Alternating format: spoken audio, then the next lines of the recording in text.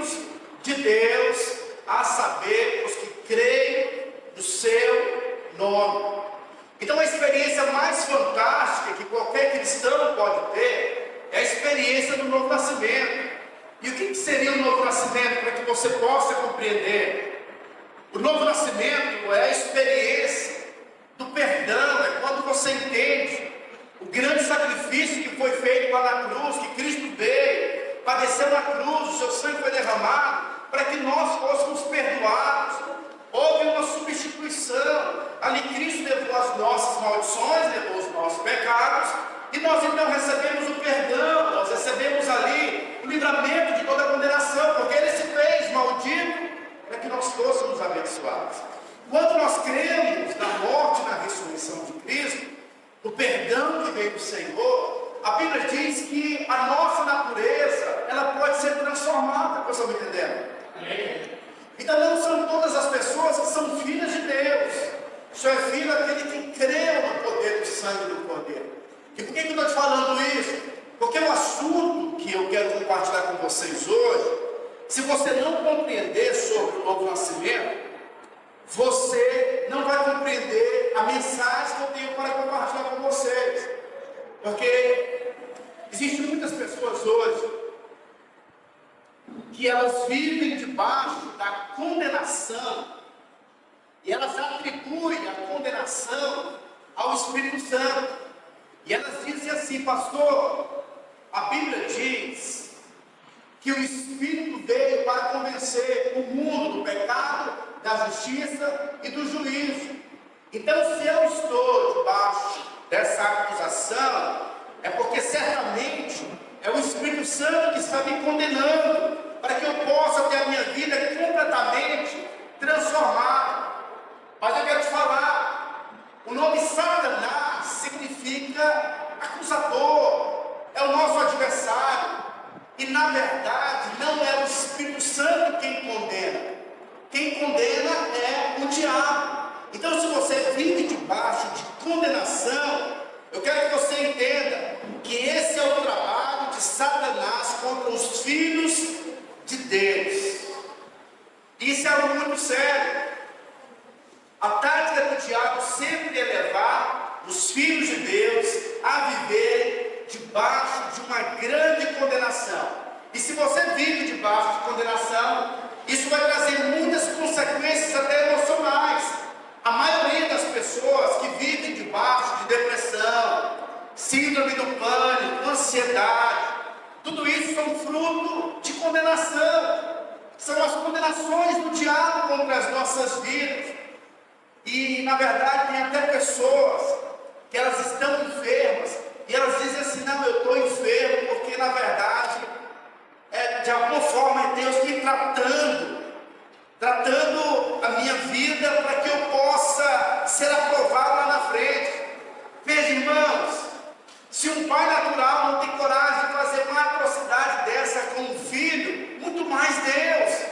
Mas infelizmente tem muitas pessoas que atribuem até enfermidade ao Espírito Santo, a Deus, dizendo: não, estou passando por isso porque é vontade de Deus. Mas não é vontade de Deus.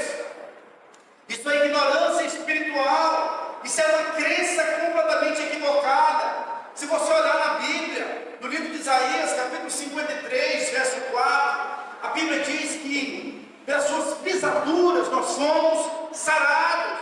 No livro de Gálatas, capítulo 3, verso 13, a Bíblia diz que Cristo nos resgatou da maldição da lei, fazendo-se Ele mesmo maldito em nosso lugar, como está escrito: maldito todo aquele que foi pendurado no madeiro.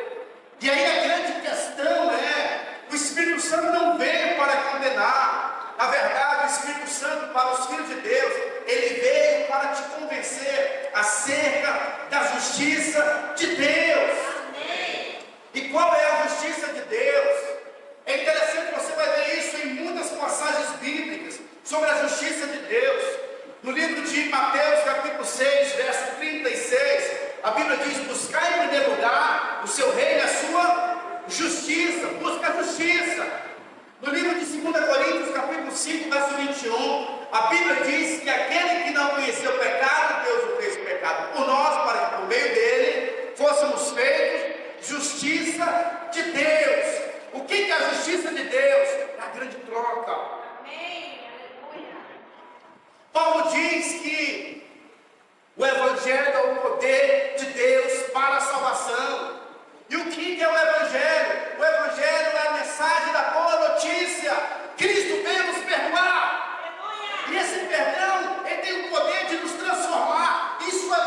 poder de Deus para os que creem, mas para aqueles que não creem, isso se torna loucura. Mas para nós que cremos, é o poder de Deus para a salvação. Na cruz, Deus entrou no tempo para nos resgatar. Nós somos resgatados. A história mais poderosa da Bíblia, essa história de amor, onde Deus nos amou de tal maneira, como diz no livro de João, capítulo 3, verso 16, porque Deus amou o mundo de tal maneira que deu seu único Filho para todo aquele que nele faça obras. Não! Para todo aquele que nele creia, tenha a vida eterna. Aleluia! Glória a Deus! Tem muitos lugares onde você vai ver que as pessoas estão com medo de perder a sua salvação. Tem igrejas que pregam dizendo: olha, cuidado, porque você pode perder a sua salvação. Como que você vai perder algo que você não tem domínio? O homem não tem condições de comprar a salvação. Não tem ninguém tão bom que tenha a capacidade de comprar a salvação. E Deus não necessita de vender a salvação. E porque Ele não precisa, Ele decidiu dar. É de graça a salvação. O apóstolo Paulo, escrevendo no livro de Efésios, capítulo 2, verso 8, ele diz que a salvação é de graça para que nenhum homem se glorie. Nenhum homem vai bater no peito e vai dizer o seguinte: olha, eu entrei no céu porque eu fiz por onde. Não, é de graça. É pela fé. É porque nós cremos no grande sacrifício do Filho de Deus. E por que nós vivemos debaixo de uma grande condenação? É porque talvez nós não temos apreciado o grande preço da cruz do Calvário. Nós às vezes menosprezamos o alto preço que foi realizado lá na cruz. O grande amor de Deus, olha o grande dilema de Deus. A Bíblia diz que no Velho Testamento os homens viviam debaixo da velha aliança, debaixo dos 10 mandamentos. O homem deveria fazer alguma coisa para conseguir algo de Deus. Ele vivia debaixo de condenação. A Bíblia diz que a força do pecado é a lei. A força do pecado é o quê? Tem pessoas que hoje eles querem aplicar os 10 mandamentos na sua vida. As pessoas que querem se submeter aos 10 mandamentos são dois grupos de pessoas. Aqueles que vivem na hipocrisia, eles não conseguem e dizem que conseguem, porque a lei é santa e todo homem é pecador, e o homem não consegue porque ele é pecador. Paulo diz no livro de Romanos, capítulo 3, verso 19, ele diz que a lei foi dada para que toda boca se cale e todo homem seja culpado diante de Deus. Ora, sabemos que tudo o que a lei diz aos que vivem na lei, o diz para o que, irmãos? Para que se cale toda a boca e todo mundo seja o quê? Culpado perante Deus. Então a lei foi dada para que toda a boca se cale. Então todo homem é culpado diante de Deus quando a lei é aplicada. Existe um outro grupo de pessoas, que são aquelas pessoas que elas verdadeiramente, elas querem olhar a lei, mas elas vivem debaixo de muita angústia, de muita condenação. E aí algumas pessoas dizem: pastor, mas a Bíblia diz que Jesus não veio revogar a lei. Ele veio para cumprir a lei, não para revogar. Pois é, só um detalhe. Lá na cruz ele disse o seguinte: está consumado. Ela foi cumprida. Em Cristo ela foi estabelecida. E o grande dilema de Deus é o seguinte: o salário do pecado é a morte, ou seja, todo homem é pecador, e Deus ama o homem. E como que Deus então ele vai perdoar, vai amar o homem? Se Deus não enviasse Jesus, o homem continuaria sendo condenado. Mas Deus ama o homem de tal maneira, ele decidiu descer do seu trono de glória, ele morreu pagando a nossa dívida, e uma dívida não pode ser cobrada duas vezes. Agora nós temos um advogado que está à direita de Deus, e esse advogado ele é fiel e justo. Todas as vezes que nós cremos no poder do sangue do Cordeiro, esse advogado está dizendo: Pai, o meu sangue é eterno, e o pecado foi perdoado de uma vez por todas. Já não haverá nenhuma autorização para o diabo. Hoje nós temos muitos jovens portando E o que seria esses corpos? Ainda que pareça ser algo completamente satânico, também mas isso também é um símbolo de muita condenação. É a pessoa ao ser punido. Mas quando nós entendemos que nós não precisamos nos punir porque ele já foi punido, e essa dívida não pode ser cobrada mais nossa porque ele já pagou a nossa dívida, a libertação dentro de nós. Vocês estão entendendo? Tem muitas pessoas que vivem com a mente completamente perturbada. Por quê? Porque vivem debaixo de condenação. O diabo sempre vai tentar te lembrar do seu passado. Mas o interessante é que quando eu olho para o meu passado, eu tenho que ver o sangue do Cordeiro derramado. A Bíblia diz que o Senhor, também, o seu perdão, ele pega os nossos pecados e lança no mar do esquecimento dos nossos pecados. Ele não se lembra mais. Essa é a reunião dos filhos. Você já não é mais escravo do medo. A verdade é que ele nos transportou do império das trevas.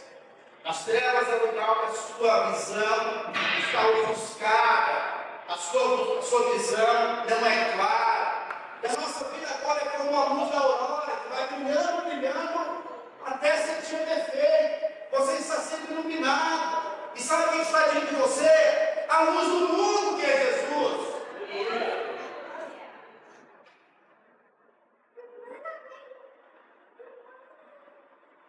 Não existe pecado tão grande que o sangue do Cordeiro não possa limpar e perdoar. Não existe trabalho tão feito, tão poderoso que fizer na sua vida que não possa ser quebrado. Não existe mais para você maldição hereditária, porque Cristo nos resgatou da maldição da lei. Você não pode receber e nem aceitar as derrotas dos seus familiares, porque através de você toda a maldição foi quebrada. Alguém diga amém, por favor. Essa é a grande verdade da Bíblia. Nós então vencemos o maligno com o sangue do Cordeiro. Jesus disse assim: olha, nós vamos para o outro lado. A palavra tinha sido liberada. Jesus então vai para o barco comigo, começa uma tempestade. Jesus está tranquilo. Jesus então nos ensina que mesmo na tempestade você pode ter paz. Imagine você conseguir dormir, mesmo as coisas não estando bem para você. Parece que é passividade, parece que é omissão, mas não. Jesus, ele certamente estava confiando na bondade do Senhor. Ele sabe que o Senhor é bom, independente das circunstâncias. Ele não era movido pela terra, mas era movido pelos céus. Mas os discípulos, diante de uma tempestade, ficaram desesperados, ao ponto de acordarem Jesus e falar: Senhor, o Senhor não se importa que nós morramos? E aí o Senhor diz para ele: olha, homens de pequena fé. Ele acalma a tempestade e ensina naquele momento aos seus discípulos que mais importante que a tempestade é ter paz diante da adversidade. Jesus também disse: no mundo nós teremos aflições, mas tenha um bom ânimo, porque eu venci o mundo. Então, se você passar por dificuldade, não pense que Deus te ama, não.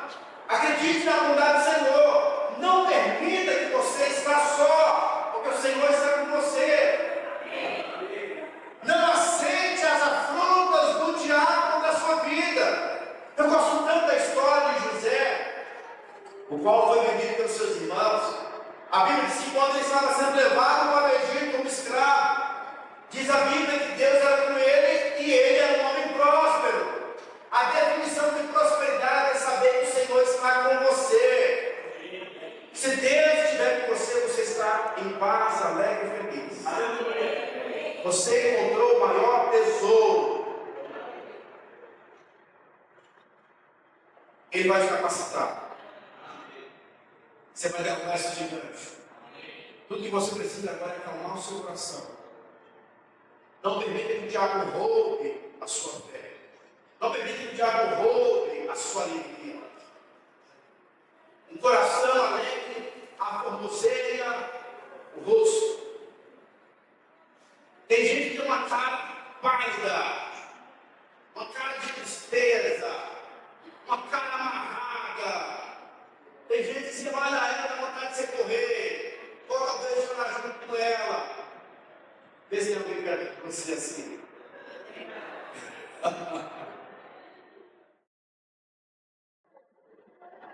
João capítulo 16, verso 8 diz: quando ele vier, convencerá o mundo do pecado, da justiça e do juízo.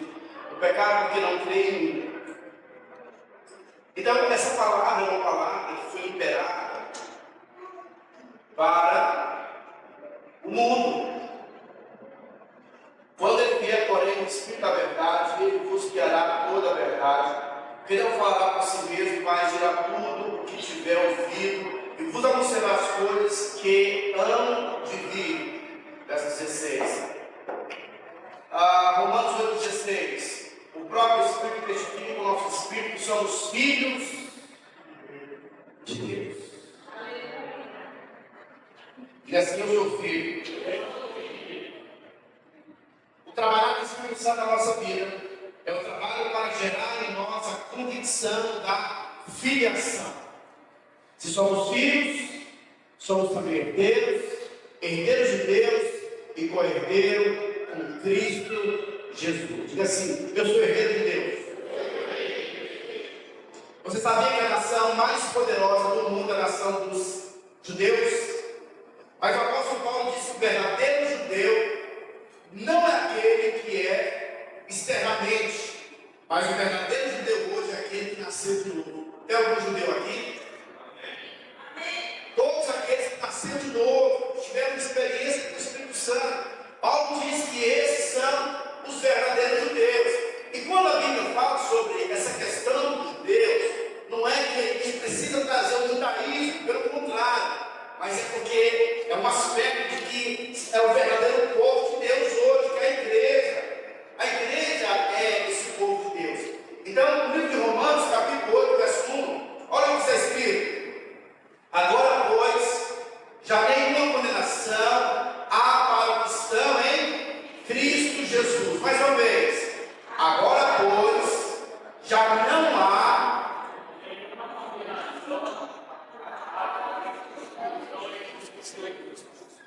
ou seja, não existe condenação para aqueles que estão em Cristo. Não ande debaixo de condenação. Debaixo da nova aliança, nós andamos debaixo de revelação da justiça de Cristo. E qual que é a justiça? A justiça é: eu sou o que ele era. Ele se fez maldito para que eu me tornasse bendito. Ele se fez pobre para que eu fosse rico. Ele se fez enfermo para que eu fosse curado. A Bíblia diz que ele foi para o inferno para que eu fosse para o céu. Houve uma troca na cruz. Agora nós podemos, debaixo desse entendimento, reinar em vida. A mensagem da nova aliança, a mensagem do Evangelho, é a mensagem do perdão. E quando nós entendemos isso, nós vamos ter combustível para servir a Deus e manifestar o seu governo aqui na terra. Aleluia! Mas tem muitas pessoas que acreditam que se o pastor ele pega o cajado de Moisés e começa a bater no povo, o povo vai ser transformado. De jeito. Não é isso que a Bíblia ensina. Eu gosto muito da passagem daquela mulher, João capítulo 8, quando os fariseus trazem para Jesus uma mulher prostituta. Eles diziam: olha, segundo a lei de Moisés, essa mulher precisa ser condenada. Jesus escreve no chão e fala para os discípulos, para os fariseus: olha, quem nunca pecou, que lança a primeira pedra. Jesus agiu com aqueles homens de acordo com a lei também. E eles sabiam que eles tinham dívida no cartório e foram todos embora. Jesus olha para aquela mulher e diz o seguinte: eu também não te condeno, vá e não peques mais. Essa mensagem, vá e não peques mais, é a mensagem da libertação. Aquela mulher, mediante a lei, ela ia morrer. Mas por causa da palavra vá e não peques mais, diz a palavra que essa mulher foi transformada. A Bíblia diz no livro de Lucas, capítulo 7, verso 47, que certamente Jesus foi convidado para o almoço na casa de Simeão. Jesus chega nessa casa, ele é bem recepcionado, porque lá tinha uma mulher que lava os pés de Jesus enxuga com os seus cabelos. Mas Simeão, que era um anfitrião, ele começa a pensar, poxa vida, se Jesus soubesse quem é essa mulher, ele não me permitiria lavar os seus pés. Jesus é Deus, ele então, sabendo os pensamentos de Simeão, disse o seguinte: Simeão, vamos conversar. Digamos que nós temos aqui duas pessoas que estão diante de uma dívida. O dono da dívida vem cobrar os dois. Um está devendo R$50 e o outro 500 mil. O dono da dívida perdoa os dois. Qual dos dois você considera que ficou mais feliz? Ah, Senhor, obviamente, de 500 mil. Simeão, eu entrei na sua casa. O costume do anfitrião era lavar os pés dos visitantes. Você não lavou. Essa mulher veio, desde quando eu cheguei, ela não para de lavar os meus pés e enxugar. Simeão, eu quero te ensinar hoje um princípio. Quem muito foi perdoado, muito ama. Não é o inverso. Então algumas pessoas acham perigosa essa mensagem. Mas a verdade é que se eu falo para você que você foi perdoado, você vai para o pecado, isso é um sinal de que você não entendeu. A Bíblia diz que quem muito foi perdoado, muito ama, não quer se entregar. Por quê? Porque como disse o apóstolo Paulo, o amor de Cristo nos constrange. E Paulo dizia, olha, a minha oração é para que vocês possam compreender a altura, a largura, o comprimento, a profundidade do amor de Deus, que excede todo o entendimento humano.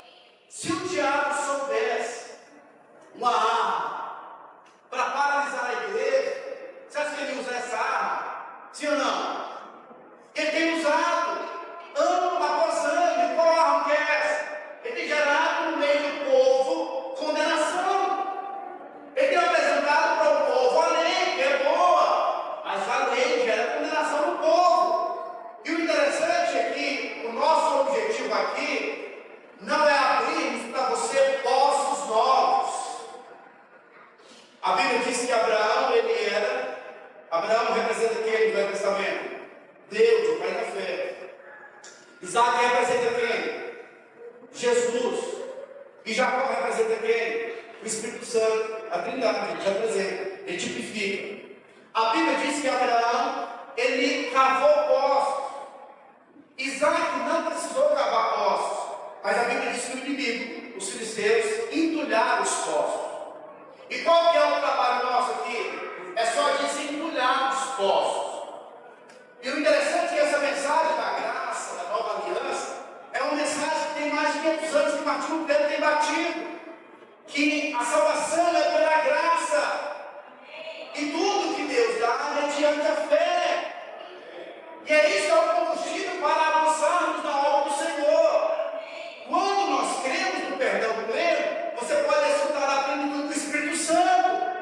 Se você crê que você é perdoado, você tem que ir para orar. Mas tem muitas pessoas que não querem orar, por quê? Porque elas não se sentem qualificadas, ficam olhando para si, vivem debaixo de condenação. Muitas pessoas também não querem liderar, por quê? Porque elas olham para si, vivem debaixo de condenação, e elas pensam, poxa vida, eu não sou bom o suficiente, então eu não estou qualificado para ter que ser um líder de treinamento. Ou seja, debaixo de condenação. Mas o que vai fazer uma igreja avançar com saúde, com maturidade, é entender que ela é perdoada.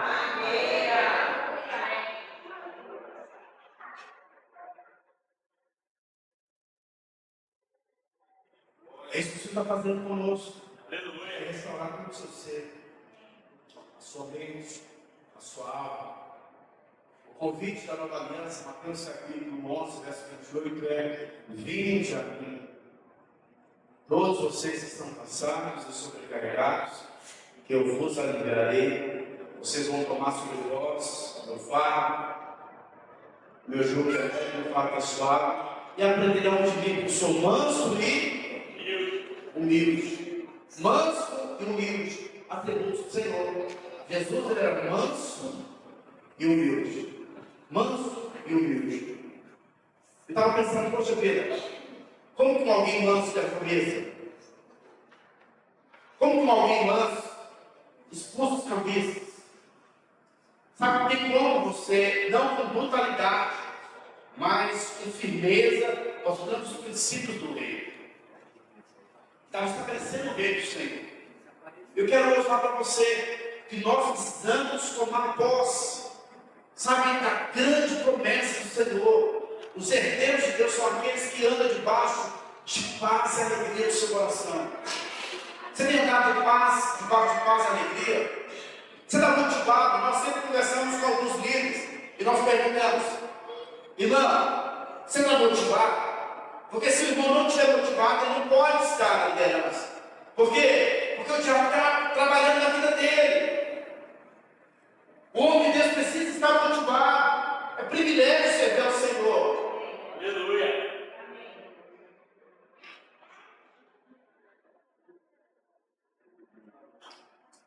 Segunda Coríntios capítulo 3, verso 9 diz assim, ó: porque se o ministério da condenação foi glória, em muito maior proporção será glorioso o ministério da justiça. Ou seja, a Bíblia chama a lei de ministério da condenação. Olha que coisa interessante. Então, assim, a maneira do diabo, às vezes, tentar contra os filhos de Deus, é levando você para esse sentimento de condenação. E a condenação sempre vai gerar algumas consequências das nossas vidas. Uma delas é a sensação constante de incapacidade. Então nós precisamos entender que tudo em Deus é mediante a graça. Eu acho isso interessante. Imagina só, Sara estava basicamente lá com seus 90 e alguns anos, e ela gera Isaac, que significa riso. Ela era um motivo de muita alegria no coração dela. E aí alguma moça, talvez ali com seus 18 anos de idade, está meio grávida, e até com o seu filho num braço, e Sara também com outro filho, e alguém pergunta para Sara: é seu neto? Ela diz: não, é meu filho. E alguém pergunta: mas me fala o segredo de ter filho com essa idade. Não tem como explicar. A graça não explica. O favor merecido não explica. Não tem como você explicar um jovem de 17 anos derrubando um Golias. Só pode ser Deus. E é justamente isso que acontece na graça. E muitas pessoas não querem se apropriar, sabe, do Espírito da graça, porque todo mundo quer glória. Tem algumas pessoas que, se elas fossem cantar, elas iriam cantar assim, ó: poderoso eu, minha alma anseia por mim, que eu cresça, tu diminua, que eu apareça. Você vai entender que é mais ou menos assim. Mas a mensagem da Valência é que ele cresça, porque dele, por meio dele e para ele são todas as coisas. Ninguém lá na glória vai conseguir bater no peito e falar que ele entrou porque é bom. Na obra de Deus acontece da seguinte forma: ele morreu por nós, ele nos aceitou, ele nos limpou, ele liberou o Espírito Santo, ele quem convence o pecador, ele quem salva o pecador, ele quem te usa, e ele também que vai te recompensar, e no final toda a glória vai ser dada a ele. E o que você vai, qual que é o seu privilégio? Todo você vai fazer parte da divindade, vai participar da realeza. O nosso objetivo é só descansar na bondade dele. Agora, qual é o problema? Nós temos que sair da frequência do Senhor. E temos vivido debaixo de um estresse, debaixo de uma ansiedade, debaixo de condenação. Qual é o seu entendendo? Então, meu querido irmão, minha querida irmã, não viva debaixo de condenação. Sai debaixo da culpa. Tem gente que vive escondido de Deus. Tem gente que pega e não quer saber mais da célula. Não quer mais saber do culto, porque está se escondendo. A Bíblia diz que quando Adão pecou, ele se escondeu. Sabe, isso tem sido no coração de muitas pessoas. Mas quando Adão vem conversar com Deus, o Senhor pergunta: quem diz que você está nu? Quem diz? Porque, em outras palavras, o Senhor está perguntando: eu sei que o diabo te disse que você está nu. Ele que te condenou, ele que mostrou a tua nudez, porque esse é o trabalho dele, mostrar os seus defeitos, viver, sabe, sempre expor as suas debilidades. Mas tem muitas pessoas que acreditam que é Deus que faz isso. Mas acredite em mim, meu irmão,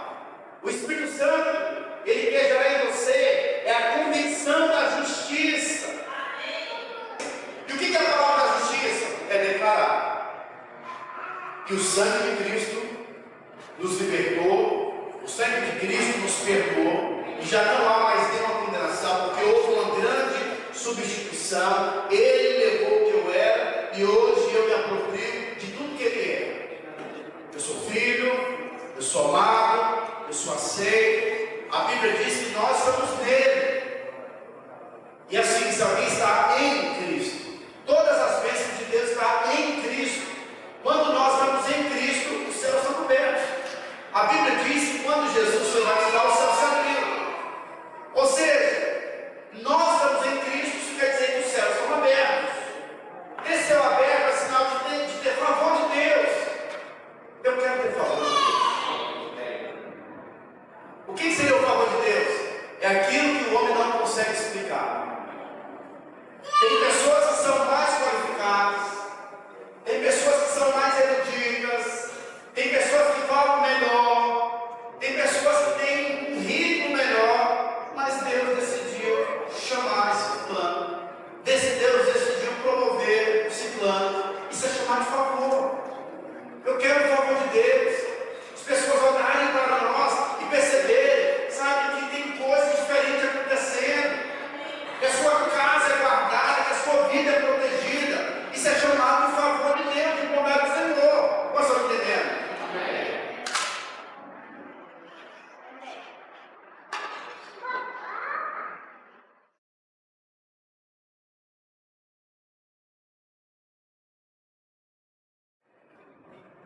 Hebreus capítulo 10, verso 15 diz assim, ó. Hebreus 10, verso 15. E disso nos dá testemunho também o Espírito Santo. Porquanto, após ter sido dito, esta é a aliança que farei com eles.